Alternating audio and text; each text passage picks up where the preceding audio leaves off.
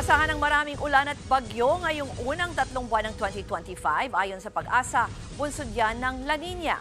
Narito ang Express Report ni Mobile Journal, Francis Orsio. Hindi na lang malamig na hanging amihan ang dapat paghandaan ngayon. Mas maging alerto rin sa posibleng malawakang pagbaha at landslide. Idineklara na kasi ng Pag-asa ang pagsisimula ng La Nina. Ang panahong sobra-sobrang ulan ang mararanasan. Kapapalit pa lang ng taon, inanunsyo na ng Pag-asa ang nagpapatuloy na pagbabago ng temperatura ng karagatang Pasipiko. Isang hudyat na ang La Nina nagsimula na. Buwan pa lang ng Setyembre noong nakaraang taon nang magsimulang magparamdam ang La Nina-like conditions. Yan yung kahit wala pang La Nina, danas na agad ang paunang epekto nito dahil sa magkakasunod na tumamang bagyo noong bare months. At ngayon, mas naabot pa raw yan dahil sa nagbabagong temperatura ng karagatan. Nakikita natin yung unusual cooling dito sa Central at Eastern Equatorial Pacific. Ang kabaligtaran naman nun is mas umiinit naman yung karagatan na malapit sa ating bansa.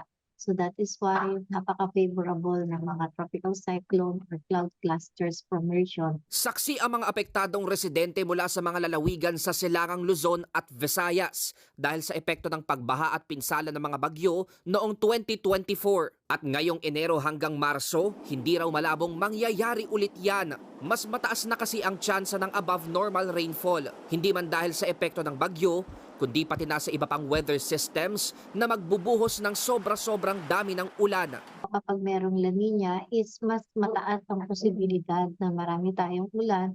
It could be due to tropical cyclones and also yung mga other rain-bearing weather systems. Low pressure area, kahit hindi pa yung mga bagyo, intertropical convergence zone and shear lines, medyo magbibigay siya ng mas taas na pag-uulan. Una nang sinabi ng Pag-asa na posibleng may mabuong isang bagyo ngayong unang buwan ng 2025. Nagbabala rin ang ahensya na kahit magsimula na ang tag-init sa Marso, aabutin pa rin daw ang buwan na yan ng epekto ng La Nina. Kaya pinag-iingat ang mga nasa lalawigang nakaharap sa karagatang Pasipiko na nakikitang pinakamakakaranas ng epekto ng La Nina. Kabilang ang Samar Provinces, Bicol Region, Calabarzon, Cagayan Valley at Central Luzon. Nagbabalita mula sa Frontline, Mobile Journal, Francis Orsio. Mga kapatid, ako po si Ruth Cabal. Maging maalam at may pakialam sa mga may init at rumaratsadang balita sa Frontline Express. Para maging updated sa balitaan, mag-subscribe lang sa social media pages ng News 5.